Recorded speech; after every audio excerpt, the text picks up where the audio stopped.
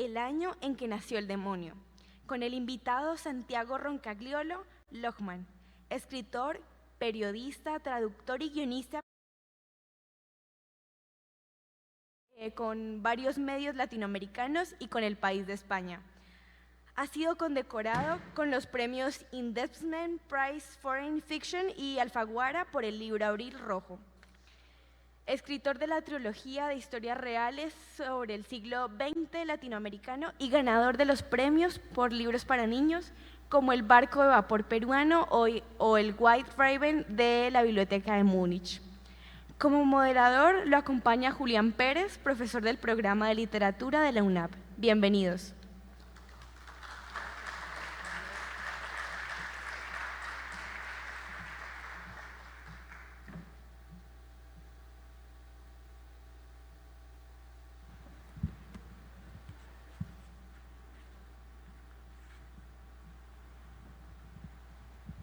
Buenas tardes a todos, a todas, bienvenidos a Aulibro, bienvenidos a una feria más en la que nos reunimos para charlar de literatura, para reunirnos con otros que son amantes de la lectura, que creo yo que es lo más importante, tener una comunidad de lectores. Para empezar y contextualizar un poco antes de presentarles a nuestro gran invitado, quiero leerles el siguiente fragmento. Bueno, el fragmento es de El año en que nació el demonio, el libro que nos compete en este momento. La monja y yo seguimos a esos ojos. Al principio no creímos ver sobre esas mantas más que las almohadas, sin duda duras y ásperas de las novicias.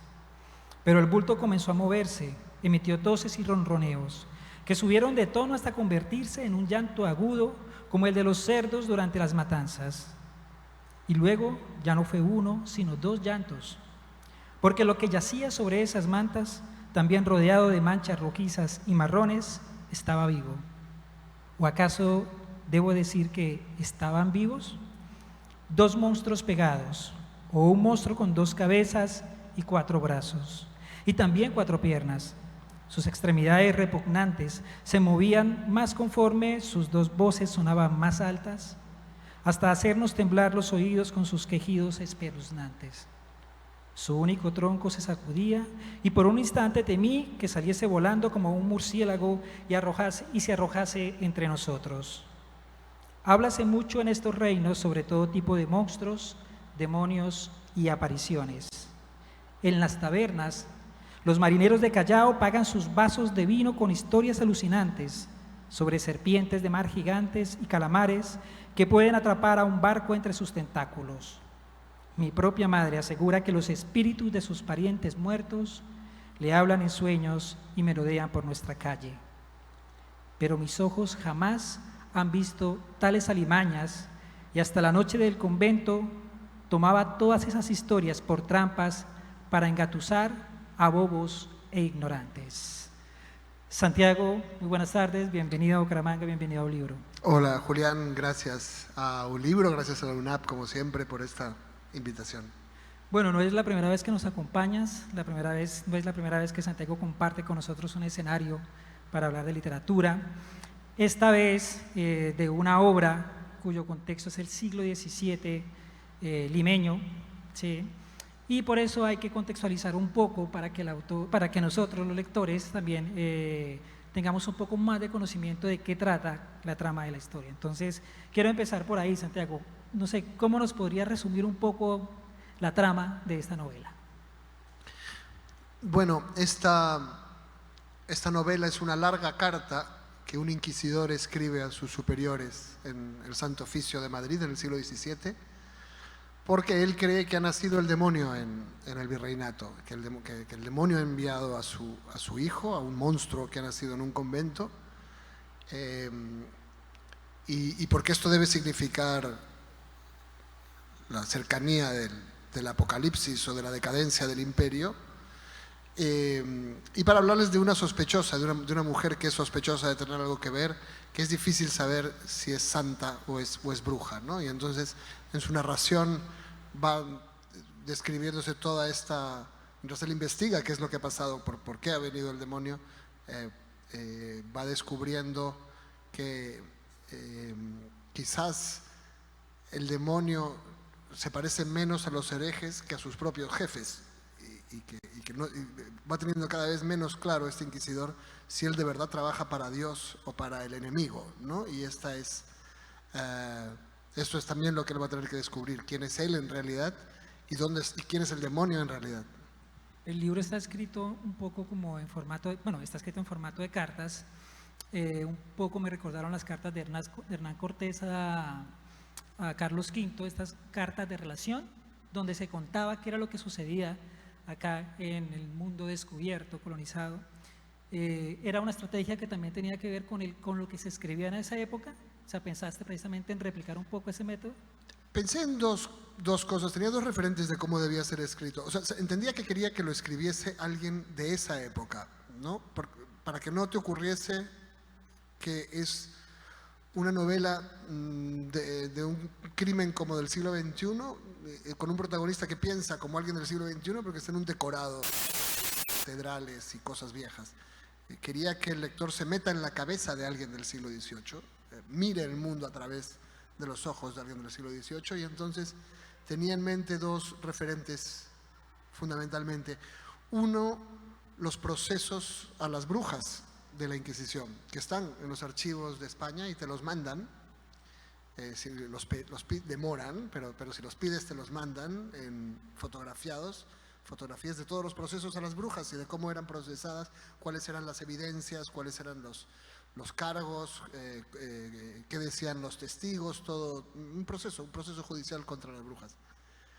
Y mi otro referente era una crónica muy famosa en el Perú de Guamán Poma, de Felipe Guamán Poma de Ayala, un indígena que escribe en el siglo XVII, quizás finales del XVI, que escribe al rey de contarle todas las atrocidades del imperio contra los indígenas peruanos, ¿no? Y escribe un libro que termina siendo un volumen muy gordo que envía a los reyes de España, que seguramente no lo leyeron nunca, fue un papel refundido en algún despacho de la burocracia imperial, pero que se convierte en el primer retrato escrito por alguien nacido en el Perú, de la cultura peruana, que no es una crónica escrita por un cura que viene de España, sino que alguien que nace ahí escribe por primera vez cómo es que él ve lo que ocurre, y lo ve muy diferente que alguien,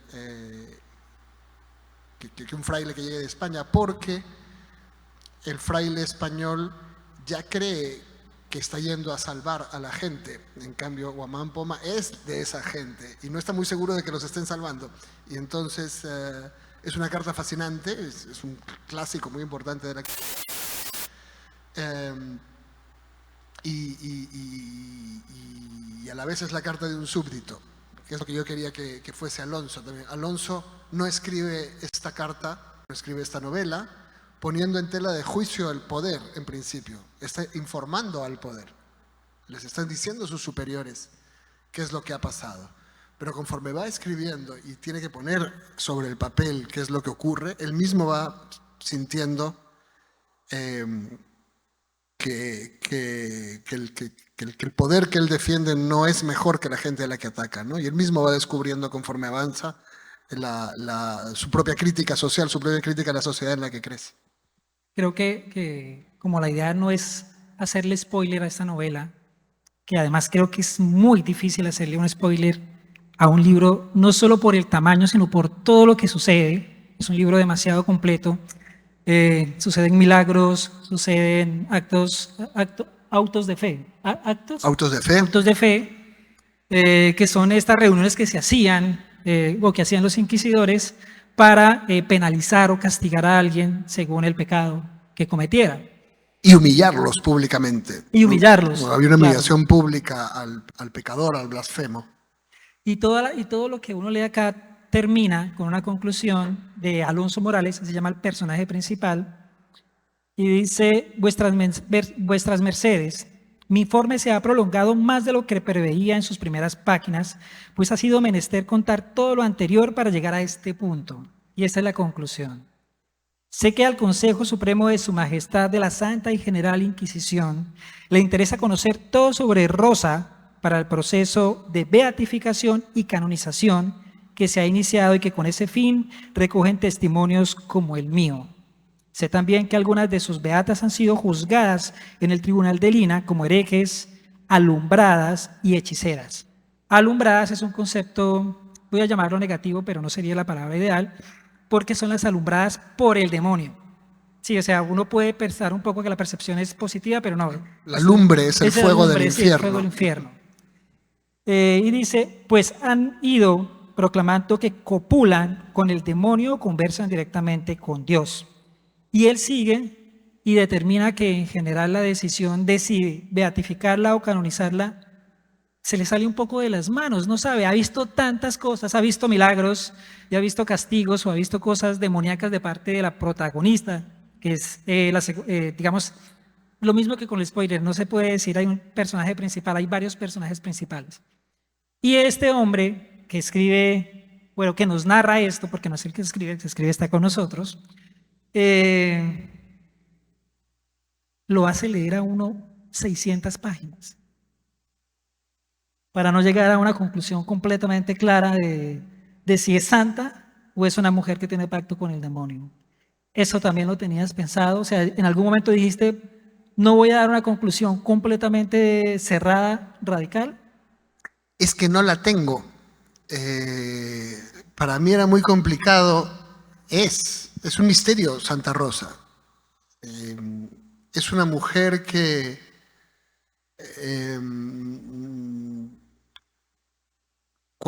si un hombre le decía que tenía unas manos hermosas, metía las manos en cal viva para destruirlas, para no despertar el deseo de los hombres.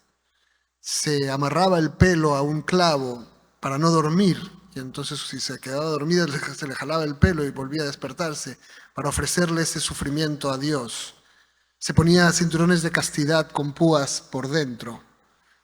Desde el punto de vista de este siglo es una psicótica directamente, pero ese era otro siglo y otra cultura. Es una psicótica, es una santa, es una bruja y en realidad no habla con Dios y hace milagros, sino habla con el demonio y hace hechizos. Es una mujer ambiciosa porque una santa era muy famosa, era una estrella de rock. Bueno, el rock ya casi no es una referencia casi del siglo XVII a esas alturas, pero es una estrella de la farándula, es muy famosa, la gente la sigue. Tanto que cuando ella muere, las multitudes se abalanzan sobre su cadáver para arrancarle partes y tenerlas de reliquias, llevarse un diente, llevarse una uña, llevarse un dedo y tenerla de reliquia. Entonces, ¿quiere ser famosa? ¿Quiere ser importante? ¿Quiere ser santa? ¿Tiene un llamado? ¿Habla con Dios de verdad? ¿O está loca? ¿Qué es esta mujer? Alonso no lo sabe, yo tampoco lo sé. Siempre será un misterio, porque depende más, lo que pienses de ella depende más de quién eres tú que de ella. Para un católico, ella es una imagen de santidad. Para un psiquiatra, ella es un caso clínico grave. Para un historiador, puede ser una bruja encubierta. Es posible que haya sido una política muy hábil, porque se puso el hábito de los dominicos, sabiendo que entonces los dominicos defenderían su causa, porque ella traería esa popularidad hacia la congregación. Pero es posible que simplemente lo haya hecho porque es una santa y admiraba a santas de la orden, asociadas a la orden dominica. Pero esto mismo que digo de ella también ocurre con el personaje del virrey. El virrey Esquilache, que también es un personaje real, era bastante liberal, era un hombre culto, escribía y era amigo de Lope de Vega. Todas estas cosas de las brujas y de las quemas de brujas le parecían rollos de viejas mojigatas, no le interesaban, no le gustaban. Quería que la gente fuese más ilustrada y más culta y favoreció mucho el teatro. Y a la vez era un corrupto de 7 suelas, se acostó con la mitad de sus súbditas, puso a todos sus parientes en los puestos públicos, la mayoría de los cuales eran unos inútiles. Me gusta que los personajes sean ambiguos porque las personas son ambiguas. somos ambiguas. Nadie es enteramente bueno o enteramente malo, ¿no? Y entonces a mí me interesa que los personajes de mis novelas tengan cualidades muy, muy buenas, pero también cualidades muy, muy malas, e incluso cualidades que no sabes muy bien si son buenas o malas, ¿no? Al final, la madre de Alonso Morales guarda un secreto terrible, la madre del protagonista, guarda un secreto terrible y cuando ves lo que ella ha hecho, parece monstruoso, pero a la vez ella ha intentado salir adelante en un mundo muy difícil para una mujer y tener un hijo y llevar a ese hijo y conseguirle y hacer que ese hijo se busque la vida, ¿no? Entonces me gusta que que los lectores tengan que decidir si un personaje es bueno o malo y que incluso no estén de acuerdo y que lo discutan y se peleen. Porque así somos las personas. Realmente las personas estamos llenas de claroscuros y me gusta que las novelas se parezcan a la vida y tengan los claroscuros de la vida. Santiago, eso podría ocurrir un poco también si pensamos en si es una novela histórica o no, porque sé que te han preguntado si esto es una novela histórica. Cuando te preguntan, ¿qué respondes? Sí, o sea, es una novela que ocurre, que retrata un momento histórico muy determinado, muy particular. También es un thriller, también hay una investigación, aunque es un thriller no de un caso de un crimen normal, ¿no? Es el thriller de una persona de esa época que está investigando algo que creería una persona de esa época, que es dónde está el demonio y por qué ha venido. También creo que es una novela de aventuras e incluso Alonso Morales es un personaje de picaresca. También es un fresco social. A mí me gusta que mis novelas tengan muchas capas, que en primer lugar que sean entretenidas, que te lo pases bien leyéndolas, ¿no? Que no tengas que luchar contra cada página para llegar a la siguiente, que quieras saber lo que va a pasar y por lo tanto generalmente me gusta jugar con el género como una manera de que sean fáciles de leer, de que fluyan, pero una vez que sean entretenidas, también quiero que sumen más cosas y tengan más capas, que sean el retrato de un tiempo histórico, el retrato del presente también, porque al final, pues lo que cuenta esta novela es cómo se originan cosas que hoy en día aún existen, ¿no? La discriminación racial de hoy en día se funda en el virreinato, el patriarcado de hoy en día, la idea de que una mujer debe vivir en función de un hombre, se funda en el virreinato, ¿no? Lo que hace ese virrey de poner a todos sus amigos en todos los puestos públicos, esto... Sí. Estamos en América Latina. Entonces, me gusta que la novela también tenga esta crítica de la sociedad actual, sea una historia entretenida, tenga de género de picaresca, tenga de género de aventuras,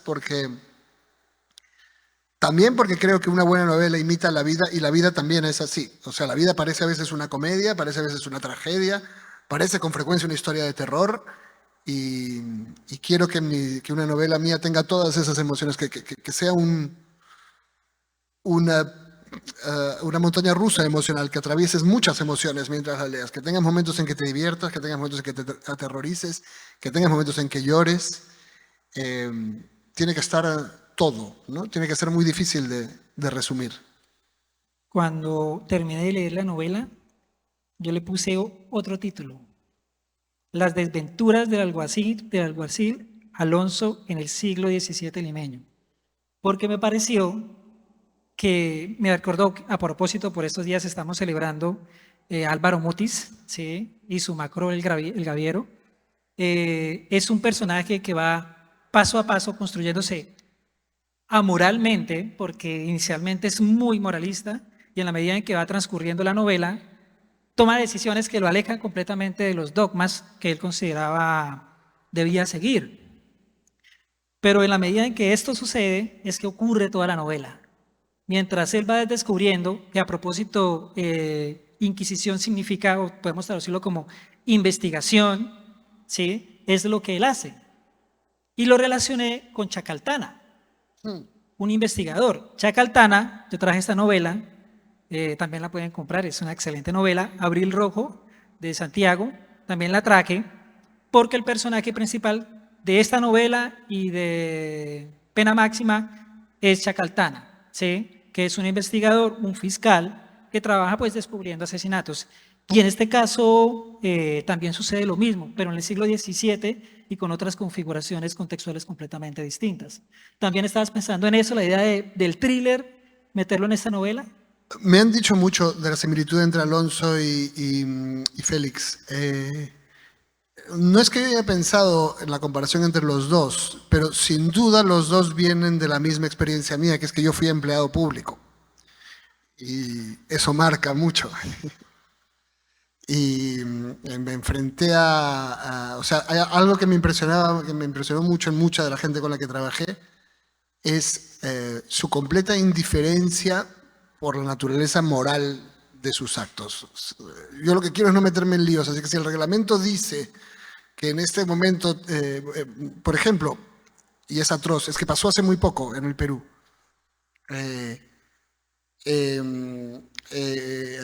una niña de 11 años fue abusada por su padre y quedó embarazada a los 11 años. La llevaron a los médicos forenses del Estado y ellos encontraron que no había señales de violación. Tenía 11 años y estaba embarazada, pero claro, no le habían pegado porque es su padrastro, entonces llevaba años abusando de ella sin pegarle. Pero el funcionario tenía un papel que decía que una violación necesita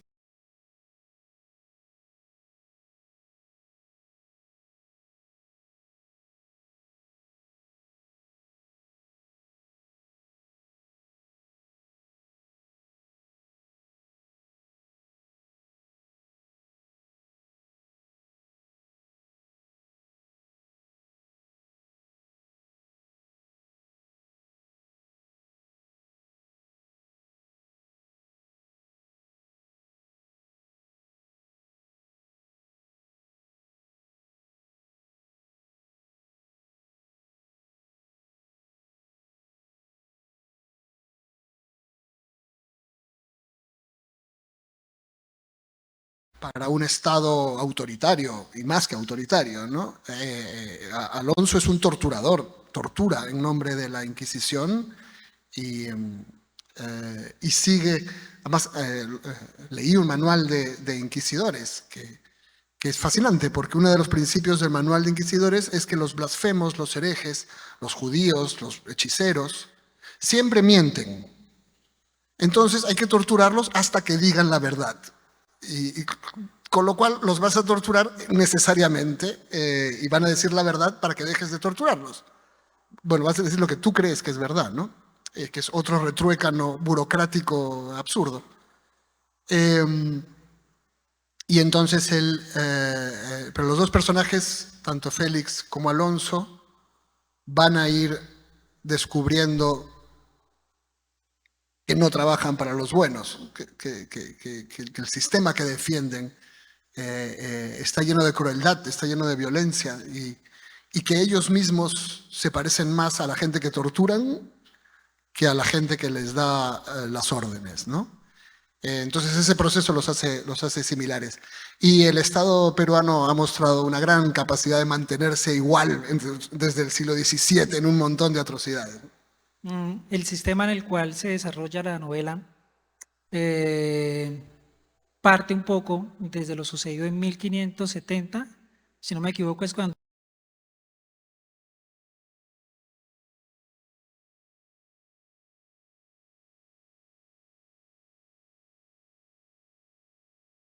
y aquí en Cartagena en 1610, 1620 aproximadamente. Afortunadamente cuando llegó a Colombia, a Cartagena, ya estaba casi que saliendo esos procesos, aquí se dio muy poco las torturas y las penalizaciones archivadas. O sea, sí se dieron, pero todo lo que sucedía se anotaba y todo eso está por lo menos archivado en Madrid. Allá es donde se guarda todo lo que sucedió en la Inquisición, todos los archivos están. ¿Por qué es importante empezar, bueno, digamos, situarnos en ese año? Porque desde ese momento es que la novela tiene en cuenta cómo debe actuar la sociedad. O sea, ya la sociedad actúa es dependiendo de lo que diga el inquisidor, de lo que diga la Iglesia Católica, de si esto está bien o esto está mal. Algunos para seguir esas normatividades y otros para estar en completo desacuerdo. Y llega este personaje que es Alonso y empieza a ser el alguacil de un inquisidor llamado de apellido Gaitán, que le encanta torturar. O sea, si por él fuera todo sería un castigo, una penalización, porque en ese contexto y en la novela misma, los castigos, las torturas, estaban determinadas por el tipo de pecado que cometía la persona, si era blasfemia, si era bigamia, si era herejía, que generalmente terminaba en la hoguera. Santiago, tuviste que leer muchísimo de este contexto, es mi primera pregunta sobre esto, y mi segunda pregunta tiene que ver directamente con la Inquisición, ¿sí? ¿Aún piensas que se desarrollan en la actualidad este tipo de procedimientos un poco medievalistas en Latinoamérica? Bueno, digamos, en los gobiernos más autoritarios siempre tienen alguna forma de inquisición, sean de izquierda o de derecha. Salvador, Venezuela, Nicaragua tienen formas de inquisición que reprimen lo que se desvía, y en menor medida Perú también. O sea, hay muchos regímenes que se llaman democráticos, pero que también tienen formas de represión de lo diferente, ¿no? Una democracia parte de la idea de que la gente puede pensar diferente. Ese es como lo revolucionario de la democracia respecto a todo lo que había antes. Pensar que alguien si piensa diferente que tú no es una mala persona, solo piensa diferente. Te pones de acuerdo con ella, tú no te metes con sus cositas, ella no se mete con las tuyas y pactas cómo vivir juntos. En la medida en que un régimen se va volviendo autoritario y obviamente el virreinato no era una democracia, lo que va ocurriendo es que hay que reprimir a los diferentes que además en el caso del virreinato ya no eran solamente los que pensasen diferente, ¿no? Eran los que tenían otra religión, como los judíos o los protestantes, los que tenían otro color de piel, porque las religiones originarias eran consideradas como inspiración satánica. Bueno, homosexuales ya te olvidas, ¿no? Había torturas específicas muy crueles para alguien que fuese sexualmente diferente. Entonces, siempre, digamos, América Latina va y viene de inquisiciones según el país y según el momento, de sistemas de represión de la diferencia. Ahora, la Inquisición tenía sus particularidades, por supuesto, que no ocurren ya ahora, como que una de las cosas que, por ejemplo, perseguía era la lectura de novelas. En España estaban permitidas las novelas, en las colonias del ultramar estaban prohibidas las novelas porque se consideraba muy sospechoso imaginar. Que tuvieses imaginación, que te pusieses a leer una novela e imaginar, ya era subversivo. Ya era una mala, ya seguramente te llevaba a cosas malas. Luego, otra de las, en realidad la principal actividad de la Inquisición, dentro de todo lo que se ha dicho, no se resalta este tema, pero el mayor volumen de casos de la Inquisición eran los curas que abusaban de feligresas, las solicitaciones que se llamaba. Asuntos internos la Inquisición era asuntos internos de la iglesia. Cuando algún cura se pasaba, ellos eran los que iban a reprimir a ese cura. Y por supuesto todo tipo de sexualidad, o sea, había normas incluso sobre las penas para los que tenían sexo con animales, y estaba penalizado con el castigo por tener sexo con un perro, con un tigre, con un conejo, con una gallina, todo eso estaba normalizado. Entonces, eran peculiares para mí dentro de la Inquisición las normas de represión del sexo, que era una obsesión. Buena parte del sistema estaba orientado a que nadie se acostase con quien no debía. y las normas dedicadas a reprimir la imaginación, la independencia de criterio. O sea, incluso podía ser castigado por decir me cago en Dios, ¿no? Que es un insulto ahora mismo normal y es un insulto feo, sí, pero no como para flagelarte por la calle, pero este insulto ya era una manifestación de libertad inadmisible, ¿no? Entonces, supongo que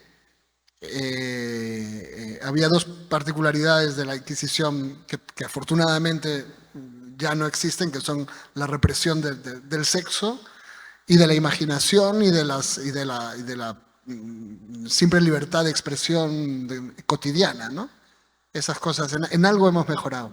Quiero leer, con el permiso de ustedes, un fragmento un poco cruento de uno de los castigos, que tiene que ver con un sodomita. Y el castigo se llama la cuna de Judas. Eso era horrible. Es lo que les voy a leer, lo horrible. Dice, el alcaide se había adelantado a mi llegada y escogido para el reo el instrumento que llaman la cuna de Judas, el cual, por su mecánica, resulta muy apropiado para sodomitas.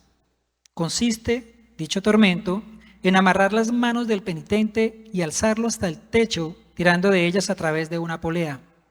Cuando el cuerpo ya ha llegado a lo más alto, se le deja caer de golpe sobre un asiento en forma de pirámide, cuya punta se entierra en sus testículos o en su ano. De ese modo, queda castigado el pecado por el mismo sitio por donde se cometió. Con tal fin, en ese preciso momento, el alcaide sujetaba la cuerda a las muñecas del penitente.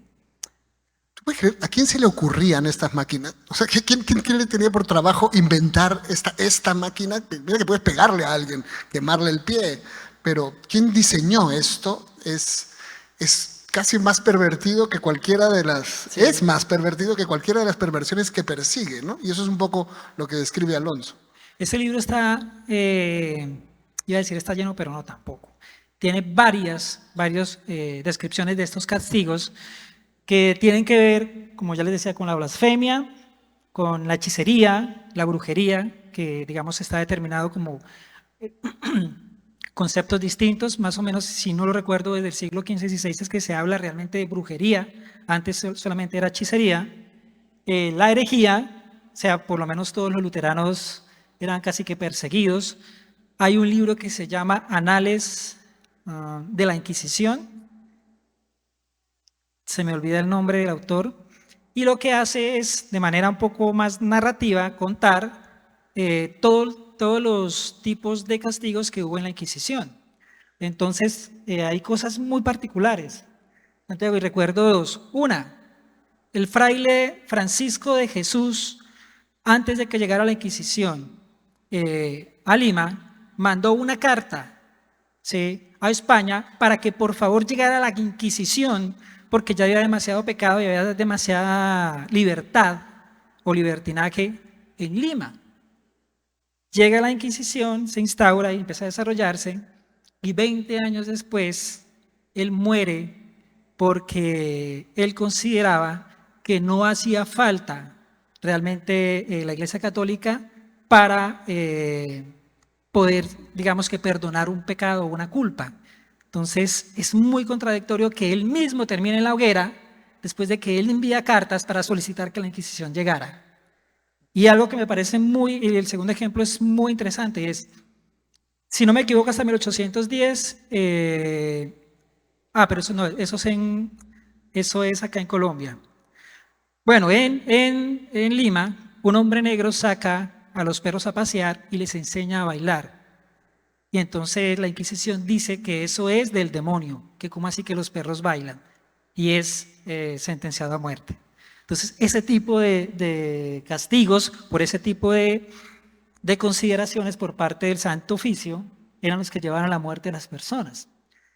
Excepto, y este es el tema más central, creo yo, de la novela, el tema de las mujeres en el siglo XVII. Hay 3 mujeres fundamentales, una ya hablamos de ella, que es el que termina siendo santa. Estuve mirando en Paraguay, pues en Perú, en varios países hay una santa que es Santa Rosa, que es Santa Rosa Flores del Olivo. Es patrona de América Latina, o que sea que sí, también patrona es de tu América patrona. Latina. No sé si ustedes lo sabían, yo no lo sabía. La verdad, personalmente, yo no lo sabía. Poco has ido a misa, ya te veo a ti. Sí, por acá está mi familia, Derechito eso no al lo podrías infierno. decir. Y hay tres personajes. Una de ellas, que ya habíamos hablado de que es al mismo tiempo una persona que tiene, dice ella, conversaciones con el demonio y con Dios. ¿Sí? Y tú hablaste de ambivalencia, ¿no? Un personaje que está en el bien y está en el mal. El segundo personaje es Mencia de Sosa. Y este personaje me interesa muchísimo, porque es el personaje que es la abadesa del convento. Cuéntanos cómo es ese convento que tú describes acá. Bueno, esto sale de un libro fascinante que seguramente se puede conseguir en Colombia también, que se llama Las hijas de los conquistadores, de un historiador llamado Luis Martín, que cuenta las historias de las mujeres de la conquista y el virreinato. Y entre otras cosas, la historia que me fascinó y que pasa, que yo robo para la novela, o reconfiguro para la novela, es la historia de ciertos conventos que... ¿Qué pasaba? Que si tú eras mujer, como ya decía hace un rato, el único plan social posible era ser esposa, ser un útero en realidad. O sea, una vez que dejabas de reproducir a tu marido, ya no servías para nada. Tanto que si te divorciabas, te mandaban presa. Había un sitio que se llamaba la Casa de las Divorciadas, que era una especie de orfanato para divorciadas, porque una vez que se divorciaron ya no sabía qué hacer con ellas, y las encerraban ahí. Entonces, si una mujer no quería ser esposa y no quería ir a la casa de las divorciadas, su único plan era el convento. El convento recibía a todas las mujeres que querían ser otra cosa que esposas. Eso podía ser religiosas, devotas, que querían rezar, pero también lesbianas, pero también mujeres que querían tener una vida sexual activa, mujeres que querían escribir, que querían hacer música, que querían correr toros, que tenían cualquier otro plan. Muchos conventos eran lo que solemos entender que era un convento, pero también había algunos que dependían no de los obispos, sino de las congregaciones. Las congregaciones estaban en Roma, o sea que en la práctica no dependían de nadie, nadie las podía controlar. Y se convertían con abadesas, bajo el control de abadesas como Mencia, se convertían en repúblicas liberadas de mujeres, que eran mucho más libres dentro de los muros del convento que las mujeres que habían fuera. Abrían agujeros en los muros para que entrasen los amantes y las amantes. Hacían corridas de toros, fiestas, festivales literarios, conciertos, cantaban, tenían hijos y criaban. Como todos los huérfanos eran abandonados en la puerta de los conventos, pues ya había unas guarderías para esos niños, o sea que no importaba si además las monjas parían otros niños y también se incorporaban a esas guarderías y criaban a sus hijos. Encontré una carta de una ternura infinita de un obispo que le escribía a su superior, al papa o a quien sea, y le decía: he ido al convento de Santa Clara y ya les he explicado 300 veces a esas monjas que no pueden dormir de 2 en 2. Y les he comprado colchones y les he dado nuevas mantas y no entiendo, con los colchones nuevos igual están durmiendo de 2 en 2, no entiendo qué les pasa a las monjas. No todos eran tan inocentes tampoco como este cura, y había casos en que los conventos fueron asaltados por el ejército para controlar los excesos de las monjas, ¿no? Y por orden del obispo y del virrey, el ejército entraba a los conventos y sacaba a esas monjas para controlarlas. Pero estas abadesas, estas mujeres como Mencia, al final crearon unas utopías feministas de las que se ha hablado muy poco. Y bueno, yo solamente he encontrado que se hablase en este libro, pero está documentado y están los informes. Claro, los que han hablado de los conventos siempre han sido de la iglesia y esta parte no les interesaba especialmente publicitarla, pero no dejaron de ser esos conventos unas utopías de liberación femenina fascinante, muy interesante y muy poco documentada. Los conventos fueron el lugar, ese tipo de conventos que aparecen acá en la novela, en donde las mujeres tenían la libertad que los hombres tenían en cualquier parte prácticamente, obviamente según, digamos que la escala social. Voy a leerle lo de la casa de las divorciadas. ¿Qué es lo que sucede? Dice, la abadesa dice, no, perdón, es otro personaje el que habla, dice, tenemos muchas huérfanas, las traemos aquí para que no se pierdan de la mano de Dios, no vayan a vender sus cuerpos para poder comer. También traemos concubinas y mujeres públicas que andan por ahí descarriadas para devolverlas al rebaño del Señor. Y por último, divorciadas y viudas que recogemos para proteger su virtud. Comprendí que todas las mujeres, dice el narrador, que no tenían un hombre al lado eran encerradas, tanto las amparadas como las monjas, igual que animales peligrosos. Entonces, sin duda, hay unas consideraciones muy distintas entre lo que era ser mujer y lo que era ser hombre, casado, divorciado, soltero, etc. Y en el caso de las mujeres, todas vivían en alguna forma de cárcel. O sea, excepto las esposas. Bueno, si no consideramos que el matrimonio, dadas las circunstancias, era una cárcel. Pero un poco, sí, también. Que también lo era un poco. Las otras tenían que vivir en el convento, en la casa de las divorciadas, en el hospicio para muy viejitas o para huérfanas. Las mujeres vivían en corrales y las juntaban a todas para proteger su virtud. Y mientras eso sucedía, con las mujeres que cometían, según la Inquisición, algún tipo de pecado, les voy a leer lo que pasaba con los hombres. Por ejemplo, este es el caso de un personaje nefasto, embaraza a una novicia y al final termina asesinándola para salvar su buen nombre. Y cuando el alguacil, el personaje principal Alonso, lo interpela, él dice lo siguiente: el demonio me poseyó, sin duda para burlarse de Dios mancillando a una de sus novias, pero no forcé a Ignacia. Al principio la cortejé después de cada misa cuando ella salía a limpiar el templo. Esa chica apenas había visto nada del mundo. Mis historias de viajes le hacían sentir que volaba sobre los territorios del imperio y a mí me hacían sentir que aún quedaba algo bello en mí. A pesar de que mi cuerpo se va ablandando con los años, mis brazos se hacen fofos y mi piel se arruga. Y lo que uno lee acá, ahí termina la cita, es que los hombres con ese tipo de argumentos podían de alguna manera salvarse de los castigos. El demonio me poseyó, no era yo. Bueno, de hecho, hubo un manual, encontré un manual de inquisidores para detectar, perseguir, castigar y quemar a las brujas, que era un catálogo de autoindulgencia masculina. Se llama, y se lo recomiendo, la verdad, porque tiene momentos francamente graciosos. Se llama el martillo de las brujas, el Maleus Maleficarum, y fue escrito en el siglo XVI. Y entre sus análisis dice: si yaces con una bruja y no tienes potencia genital, no es culpa tuya, es culpa de la bruja. Si te posee el demonio y yaces con una mujer y haces un hijo en su vientre, ese hijo no es tuyo, es del demonio. O sea que ella se ocupará de ella.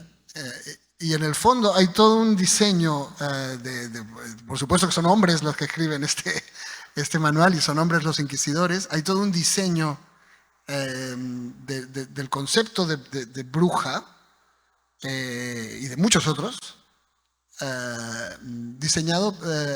concebido para que las mujeres tengan la culpa de más o menos todo, sí, inclusive de los problemas de los hombres, de los hijos no habidos de los hombres, de la disfunción eréctil de los hombres, ¿no? Es todo un diseño que viene un poco amparado por el concepto de Eva y por la idea de que todos éramos muy felices en el paraíso hasta que vino una mujer y lo jodió todo, ¿no? Y a partir de esta idea de que perdimos el paraíso por una mujer, se genera toda esta cultura. Sumada a otra cosa, que es que la religión católica la religión del virreinato, muestra una obsesión malsana por la represión del sexo, que muy diferente a las religiones originarias, porque al ser agrarias, las religiones originarias valoran la fertilidad, valoran, lo que necesitan es que la tierra sea fértil, y entonces valoran a la mujer porque es ella la fértil. En quechua, la mujer, la tierra es una mujer, la Pachamama. En cambio, en la religión católica, que está muy preocupada por los linajes y las herencias y las purezas, su principal preocupación es que nadie vaya por ahí teniendo sexo con quien no deba. Y ahí la biología juega a favor de la represión femenina, porque tú nunca sabes quién es el padre de un hijo. Bueno, ahora ya lo sabes, pero en ese momento no había manera de saber quién es el padre de un hijo. En cambio, sí se sabe quién es la madre. Así que a la que se puede reprimir es a la mujer, para que no tenga ningún tipo de contacto carnal, ¿no? Y todo eso se va juntando para construir un sistema político que mete a las mujeres en corrales, ¿no? Que las trata más o menos como un ganado cuyo objetivo es reproducirse. Incluso ocurría algo muy cruel con las esclavas. Las esclavas mujeres valían menos que los hombres porque tenían menos fuerza y podían trabajar menos. Hasta que tienen la menstruación. Cuando empezaban a ovular, su precio se disparaba porque podían producir más esclavos. Y cuando llegaban a la menopausia, su precio volvía a caer, bueno, caía muchísimo más, ¿no? Porque ya no eran reproductivas, ¿no? Y esto empezó a cambiar a finales del siglo en que ocurre la novela. A finales del XVII hay un caso muy bonito, hay un libro que leí que está en la bibliografía. Hay un hombre, un español, que se quiere casar con una esclava y se la quiere comprar a su dueño. Es un español pobre y el dueño es un hacendado rico. Y el dueño le dice eso. O sea, se la quiere comprar por el dinero que el dueño pagó. Porque puede conseguir el dinero de lo que costó esa esclava, que fue comprada a los 6 años. Y el dueño le dice, no. Esa chica ya no cuesta eso. Porque esa chica tiene 15, así que puede dar más esclavos. Esa chica cuesta el triple. Y entonces el otro español denuncia al dueño porque considera que están violando sus derechos y los de ella, pidiendo más dinero cuando ella quiere casarse, ¿no? Y hay todo un proceso legal que tiene final feliz. El juez le da la razón al demandante y solamente requiere que se pague lo que ella costó, que es el momento, y ya es finales del siglo XVII, en que las instituciones empiezan a considerar a los esclavos y a las esclavas como humanas, con el derecho a enamorarse, con el derecho a tener una familia, más allá de su valor como mercancía. Pero todo eso ocurre mucho después del año en que está ambientada la novela. Sí. Hay un personaje, entras a tocar un tema que se relaciona con la mujer y es el tema de la esclavitud. Si ya había algo malo para la mujer, o sea, ser del género femenino, ahora imagínense ser de género femenino y ser de color, ser una persona de raza negra. Era todavía mucho peor. Y hay un personaje que es un personaje con mucha fuerza narrativa porque participa casi que indirectamente de todo, pero en lo que participa es decisivo, ¿sí? Que se llama Jerónima, que es, no sé si estaría bien decirlo, es una cimarrona, ¿sí? Una persona... Bueno, se convierte en una... se convierte en una cimarrona, que son aquellos personajes que huyen o se aíslan o tratan de liberarse del yugo de la esclavitud, pero tienen que vivir aislados. Y es un personaje que es bien particular porque logra ser monja, ¿sí? Que no era muy común para la época del virreinato, y es un personaje muy fuerte porque decide con sus acciones parte de la libertad de todo su grupo étnico, todos los negros que intentan revolucionarse. O sea, al mismo tiempo Santiago construye una novela que habla de la Inquisición, pero que habla de una lucha en contra de la esclavitud por parte de la raza negra, ¿sí? Este personaje de Jerónima, tú lo acabas de decir, Estos personajes para mí, para el siglo XVII realmente no eran tan comunes, y en la Inquisición, si no me equivoco, los toma y realmente los castiga, porque no podían castigar sino, creo que a los españoles, a los nobles que vivían ahí mismo. O sea, la Inquisición, por ejemplo, no castigaba, por lo menos en Lima, a los indígenas, ¿sí? Y ellos siempre, o por lo menos no habían castigos severos para los indígenas, porque no eran considerados, Eran como menores de edad. eran como menores de edad, sí. Y eran importantes porque se tenía que evangelizar. Entonces, si los asesinaban, pues no había quien evangelizar. Este personaje llamado Jerónima de San Francisco, ¿lo tomas de algún libro leído también o lo construyes ficcionalmente? Viene también de las historias de este libro de Luis Martín, de las hijas de los conquistadores, y de una idea que me pareció hermosa a su manera, que es que los conventos, incluso esos conventos liberados como el que mencioné hace un rato, tenían toda esta idea de la libertad de las mujeres, pero solo de las mujeres blancas.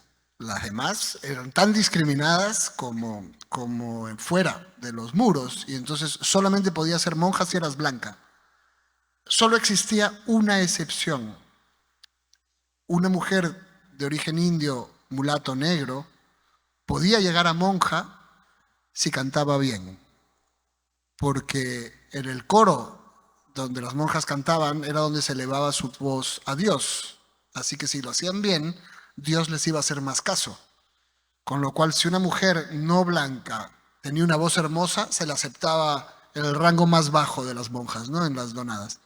Y ese es un poco, así es como llega Jerónima a monja. Pero también Jerónima se va a dar cuenta de que ya no tiene más que conseguir, ¿no? Que la vida la trata mal por mujer y por negra, y va a decidir rebelarse. Y es un personaje, en efecto, que representa toda la rabia de la gente a la que le cae todo el peso del poder encima.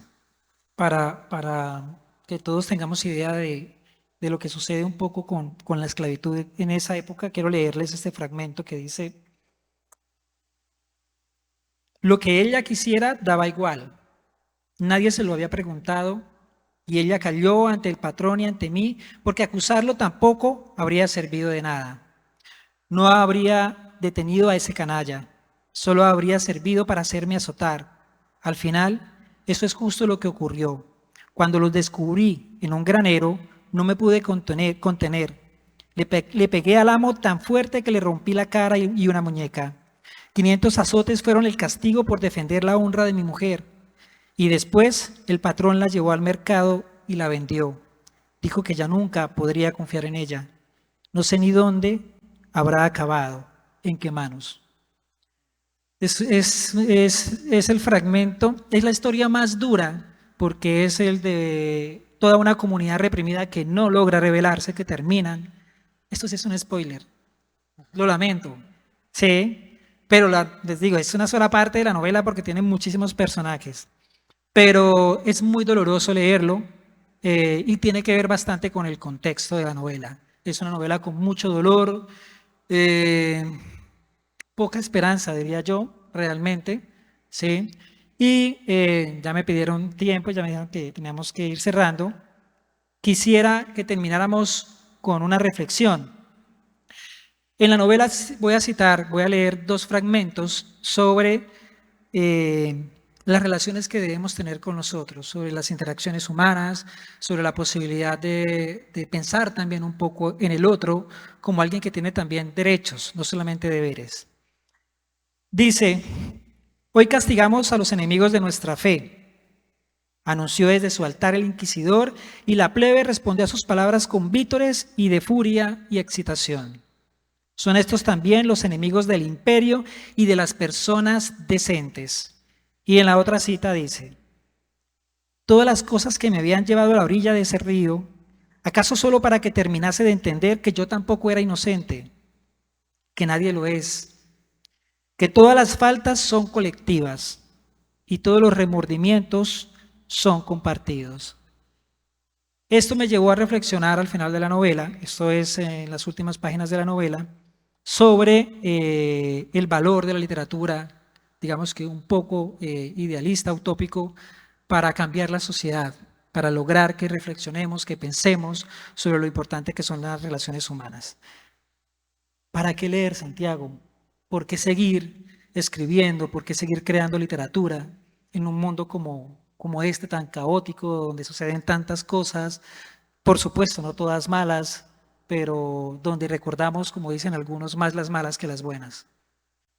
Bueno, porque, para que tenga sentido, yo creo que las historias, no solamente las novelas, las películas, los reportajes, las historias, las narraciones,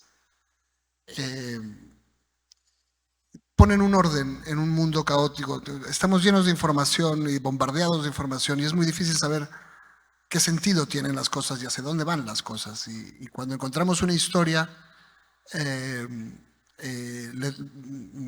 historia da sentido a todo lo que hay a su alrededor, ¿no?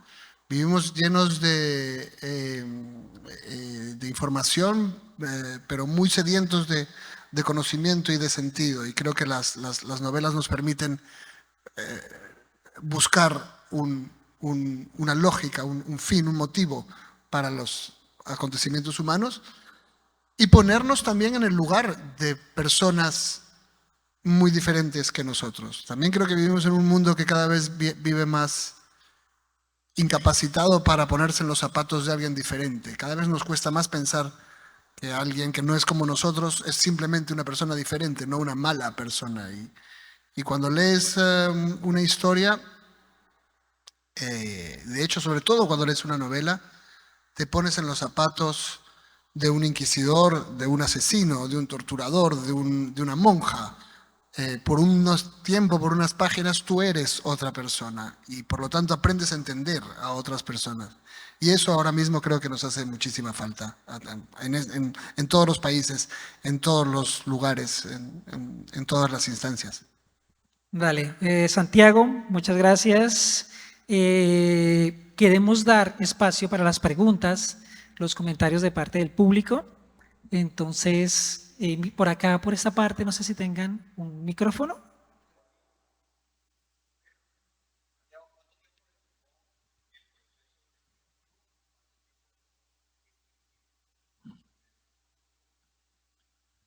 Esta novela, como muchas, como casi todas, no siempre fue esta novela. Fue un proyecto que luego resultó imposible, abortó, y algunas partes de él pasaron a otro, que se mezcló con otro más, y luego se fue convirtiendo y transformando en cosas diferentes. Entonces, desde el momento en que empiezo digamos, el acta de nacimiento que yo creo es el momento en que empiezo a pensar en escribir sobre brujas, sobre la idea de la bruja. Y empiezo a investigar y a crear en esa dirección. En total, desde ahí hasta que se pone el punto final, deben haber pasado unos 10 años. Pero de ellos la escritura fue durante la pandemia, casi todo, ¿no? Dos años. Si yo arranco a escribir cuando ya tengo muy claro hacia dónde van a ir las cosas. Generalmente arranco a escribir cuando tengo el primer párrafo, porque de repente has estado investigando y brota en tu cabeza un párrafo que ya tiene el ritmo, el tono, el punto de vista, el lenguaje, la música, que es como el arranque de la canción. Y a partir de ese arranque de la canción puedes ir desarrollando la melodía, ¿no? Y en este caso se fueron un par de años, quizá 3. Sí, buenas tardes. Interesante. Escuché, y muchas gracias por esa buena presentación. Escuché la palabra ficción y eso me disparó. ¿En qué medida en esa investigación, digamos, histórica, en esa investigación de fuentes, en esa investigación de personajes, y cuando empiezas a construir las historias o la historia, en qué medida la ficción se va colando ahí en la construcción de un personaje, o si hay un modelo de personajes hay un modelo histórico que no nombras, pero que está ahí como modelo, un inquisidor, una monja conocida, pero ¿en qué medida en esa construcción de la historia mete ficción ahí? ¿Cómo se construye esa historia ficcionalmente?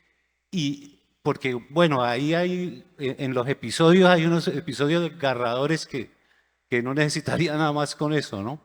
Pero ¿en qué medida esa ficción se cuela ahí? Fíjese que reflexioné mucho sobre eso en esta novela a partir de mi abuelo, que era un historiador del virreinato, cuyos libros leí, y mi novela está dedicada a mi abuelo.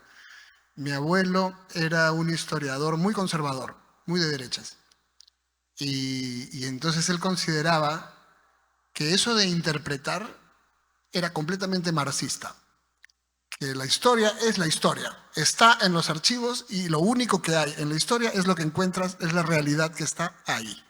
No tus elucubraciones y tus locuras, progres. Y entonces leí sus libros. Y el problema, están muy bien investigados, era una máquina investigando en archivos y encontrando datos que nadie más encontraba. Conocía el siglo XVII como nadie, pero nadie conoce todo. Los libros están llenos de huecos. Las historias llegan a un punto en que se pierden, en que ya no avanzan, en que no sabes por qué los personajes hacen las cosas, porque sus motivaciones tampoco están en los archivos. En los archivos está el proceso de quién denunció a quién, por qué, dijo el testigo que denunció, y a lo mejor no está la sentencia. O está la sentencia, pero no está la motivación. Hay hechos aislados, erráticos. En efecto, mi abuelo tenía razón, eso es la historia. La ficción empieza en el paso siguiente, cuando tienes que ir a lo que ya no tienes. Y tienes que empezar a darle a esta gente sentido, razones, hechos en su pasado que expliquen por qué hacen las cosas. Y no te lo da la historia porque no está en los archivos, porque nadie lo tiene. Y entonces te inventas una serie de hechos que den sentido a los hechos que tienes. Esa es la ficción que hay en esta novela.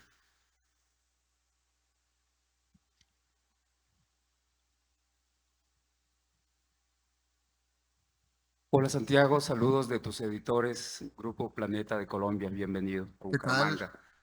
En tu anterior novela, Y líbranos del mal, un joven que vive en Estados Unidos, de origen peruano, regresa a Lima a atender un asunto personal, familiar. A partir de esto te quería preguntar, ¿cuál es la relación que tú tienes con tu país? ¿Regresas frecuentemente? Y otra cosa, ¿qué nos recomiendas de la nueva literatura peruana, de las nuevas voces peruanas? Quisiéramos leer a partir de este encuentro contigo algunas autoras y autores peruanos. Gracias. Bueno, yo he pasado más tiempo de mi vida fuera que dentro del Perú. Crecí en México y ya el país donde más años he vivido es en España. Entonces, pero sin embargo, mi familia es peruana, sigue estando en el Perú. Mi hermana, mi madre, estuvo mi padre hasta su muerte hace un par de años. Mi adolescencia, que creo que es un momento como muy crucial para el momento en que se decide quién vas a ser, ocurrió en el Perú. Y entonces siempre he ido volviendo a buscar mi territorio en el Perú. Lo que ha ido ocurriendo con mis últimos libros es que ya no son exactamente, o sea, yo no he dejado de ser un peruano, pero soy más cosas también. Y entonces, en efecto, esta novela ocurre en el Virreinato de Lima, pero en realidad en ese momento eso era España. Es una historia peruana, pero es una historia española. La novela anterior ocurre en el Perú, pero el que la ve, como tú has dicho, es alguien que viene de afuera. Porque esa era la mirada que yo podía asumir, la mirada de un peruano que es un extranjero.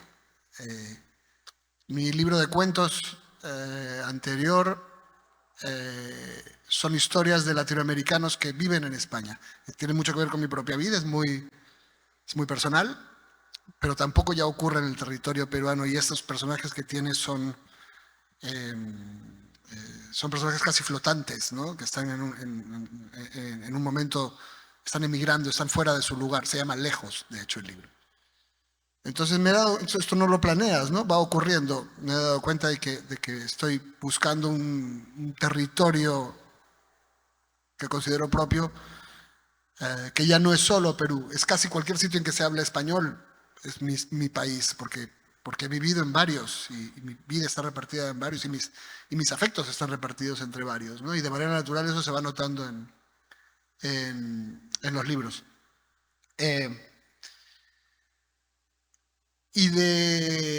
Pero sigo en contacto por supuesto, con Perú muchísimo, sigo yendo muchísimo, lo cual en los últimos años es bastante triste, la verdad, pero ahí voy y sigo leyendo a los autores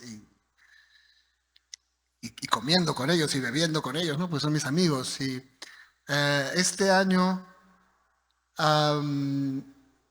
yo creo que hay, de las últimas cosas que han salido, hay 3 autores que me gustan mucho. Uno es Rafael Dumet, que tiene una novela que se llama El Caballero Jorge y el Dragón, sobre Eudoxio Rabines. Explicar quién es Eudoxio Rabines sería larguísimo, pero la novela es muy interesante, está basada en un personaje real. Ha salido una de Renato Cisneros, que está muy bien también, que es la historia de un peruano que fue piloto en la Guerra Mundial. Y hay una autora que me gusta mucho, Katia Dawi, que vive en Argentina ahora y que escribe mucho bueno, lo que hace es una especie de historia de su familia ficcionada. Todo lo contrario a los 2 autores anteriores, es muy de lo pequeño, de lo cotidiano, de la vida real. Y cómo escribe es muy impresionante. Cuánta vida hay en lo que va escribiendo, cuánto sientes que te está hablando de personajes de carne y hueso, es algo muy hermoso. Así, de primer arranque, estos 3 autores me parecen muy, muy interesantes para seguirlos. Bueno, muchísimas gracias a todos por asistir. Los invitamos Gracias. a seguir en un libro, los demás eventos, las demás charlas, a visitar toda la exposición de libros, a que compren y a que sigan disfrutando de la feria. Muchas gracias. Buenas noches. Muchas gracias, Santiago. Gracias por su asistencia. Los invitamos a visitar nuestra muestra editorial ubicada en el Salón Mega todos los días de feria de 9:30 a.m. a 8:30 p.m. Estamos en un libro 2023, Futuros Posibles. Recuerden que la firma del libro será en el segundo piso. Un libro.